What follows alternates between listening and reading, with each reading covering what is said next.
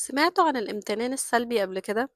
كلنا عارفين الامتنان الإيجابي أو الامتنان اللي احنا عارفينه، اللي هو المعروف الامتنان ان انا بمتن لحاجة موجودة في حياتي.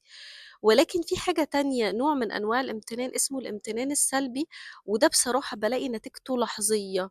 وده اللي انا عايزة اقوله لكم، ان انتوا تردوا على نفسكم بيه لما نفسكم تقول لكم انا تعبت وخلاص مش قادرة. ردوا عليها بالامتنان السلبي، وده نتيجته والله يا جماعة بتبقى لحظية. ايه هو بقى الامتنان السلبي؟ ان انا وانا تعبانة في الحاجة، وانا في عز ما انا في الموقف. يعني حاجة من الحاجات اللي بتتعب الامهات مثلا انها بتصحى بدري وتحضر لاولادها اللانش بوكس وبتقعد تعمل بقى كذا حاجة.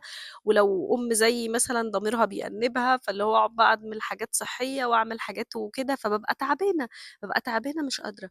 فلو في لحظتها تخيلت اللي هو لو هم بعد الشر عليهم، يعني يا رب مش موجودين في حياتي، لو هم خلاص راحوا، بالاقي اللي هو ايه، لا لا انا لا لا، الحمد لله يا رب، الحمد لله ان هم موجودين، الحمد لله ان هم معايا.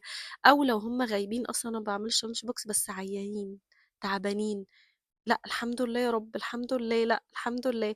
انا عملت الموضوع ده مع اختي الاسبوع اللي فات، كانت قاعده تعبانه، ابنها صغنن خالص، وانتوا عارفين السن الصغير ده متعب قد ايه.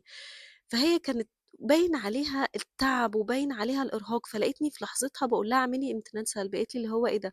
قلت لها تخيلي ان ابنك مش موجود دلوقتي بعد الشر عليه. قالت لي لا لا لا ما تقوليش كده، وقعدت تبوسه وتحضنه وتقول لي لا لا ده حبيبي.